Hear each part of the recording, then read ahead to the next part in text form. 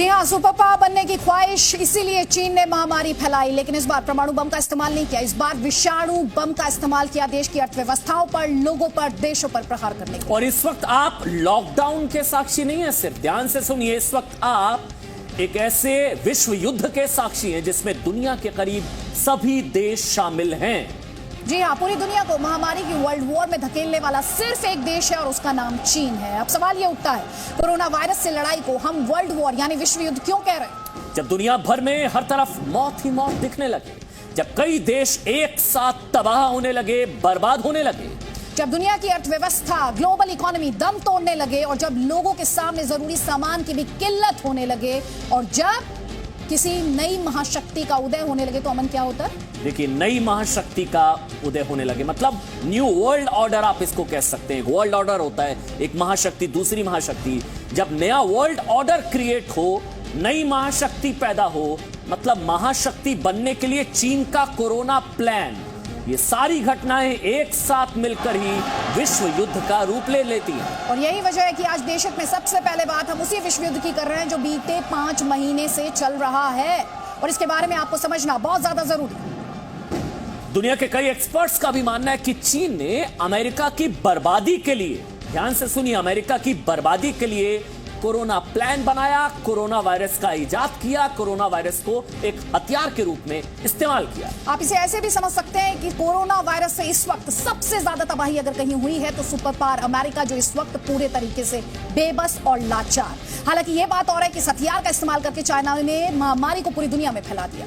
Corona virus के सामने दुनिया का इकलौता सुपर पावर अमेरिका भी बेबस नजर आ रहा है, कुछ नहीं कर पा रहा है। और अमेरिका के राष्ट्रपति डोनाल्ड ट्रंप कोरोना वायरस को चाइनीज वायरस कहते हैं और चाइना से बदले लेने की वो बात कर रहे हैं। कोरोना को चाइनीज वायरस बता चुके हैं अमेरिकी राष्ट्रपति डोनाल्ड ट्रंप, बदला लेने की धमकी दे चुके हैं।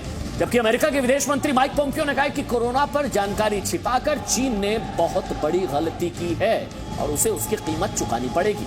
चलिए अब आपको बताते हैं कि क्या इस विश्व युद्ध से चीन अपने मकसद में कामयाब हो पाएगा। अपने आप में बड़ा सवाल, क्योंकि दुनिया की अर्थव्यवस्था को धक्का देकर चाइना अपनी अर्थव्यवस्था को खड़ा करने की साजिश रच रहा है।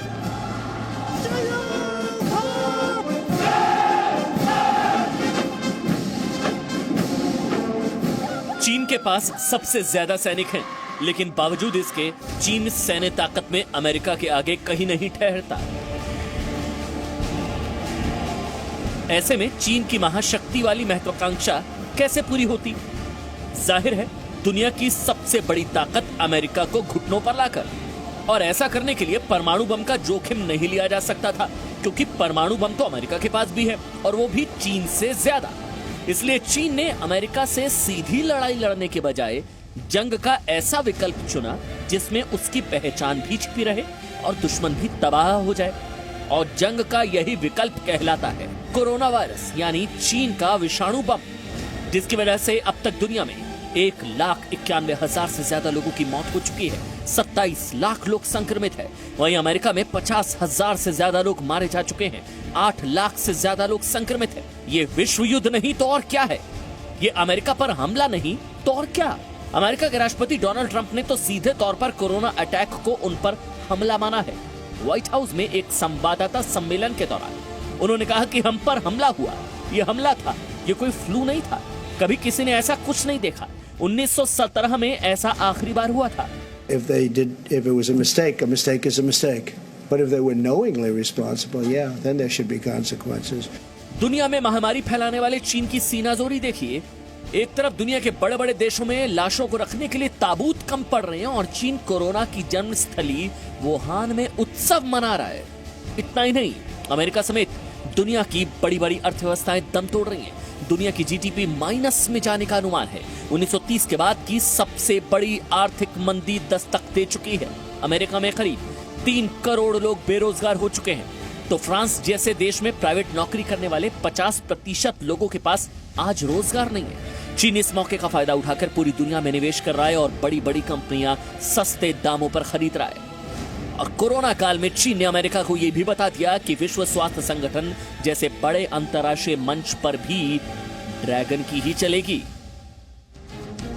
तो ग्लोबल इकोनॉमी पर बड़ी चोट, और यहाँ पर एक सेकंड के लिए रुकिए और सोचिए, सामान किसका बिक रहा है? चीन, चाइना, जी हाँ, नया वर्ल्ड ऑर्डर, ये चीन की चाल अब दुनिया को समझ में आ रही है।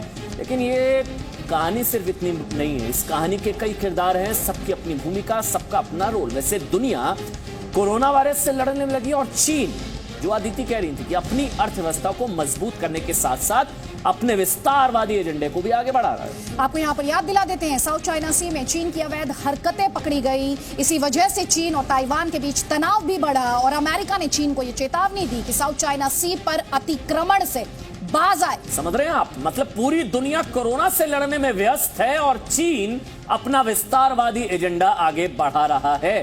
पूरी दुनिया कोरोना से लड़ने में व्यस्त है, यानी कि चीन के विस्तारवादी रवैये के बीच में हर बार अमेरिका आ जाता है और इस वजह से भी चीन अमेरिका को कमजोर करना चाहता है।